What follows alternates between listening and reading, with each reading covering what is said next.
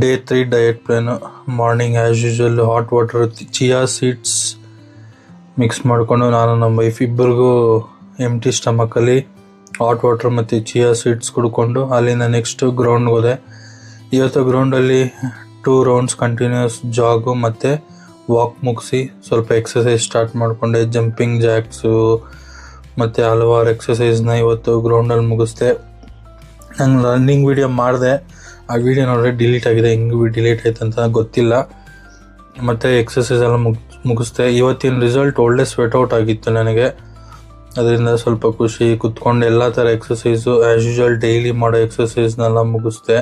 ಇವತ್ತು ವೀಡಿಯೋ ಮಾಡೋದು ಸ್ವಲ್ಪ ಕಷ್ಟ ಆಯಿತು, ಯಾಕಂದರೆ ನನ್ನ ವೈಫ್ ಬಂದಿದ್ದಿಲ್ಲ ಗ್ರೌಂಡ್ಗೆ, ಮನೆಯಲ್ಲೇ ಇದ್ಲು.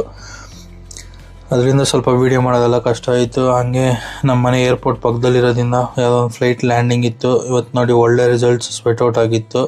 ಅಲ್ಲೇ ಪಕ್ಕದಲ್ಲಿ ನಮ್ಮ ಫ್ರೆಂಡ್ ಅವ್ರದ್ದು ಹೋಟ್ಲಿತ್ತು. ಹೋಟ್ಲಿಗೆ ಹೋದರೆ ಬೋಂಡ, ಬಜ್ಜಿ, ಇಡ್ಲಿ, ರೈಸ್ ಬಾತ್ ಎಲ್ಲ ಇತ್ತು. ನೋಡಿ ಒಂಥರ ಆಯಿತು.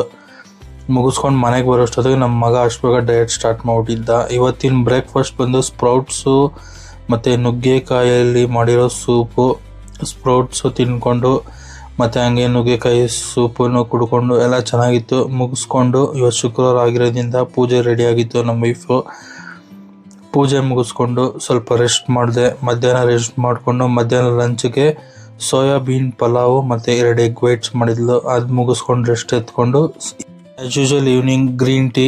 ಇವತ್ತು ಗ್ರೀನ್ ಟೀ ಜೊತೆಗೆ ಪಿಸ್ತಾ ಸ್ವಲ್ಪ ಇತ್ತು. ಗ್ರೀನ್ ಟೀನು ಪಿಸ್ತಾ ತಿಂದ್ಕೊಂಡು ಹಂಗೆ ನಮ್ಮ ಫೇವ್ರೇಟ್ ಚೆರಿ ವ್ಲಾಗ್ಸ್ ನೋಡಿಕೊಂಡು ಡೇ 3 ಮುಗಿಸಿದೆ. ಡೇ 4ಗೆ ಸಿಗೋಣ. ಬಾಯ್.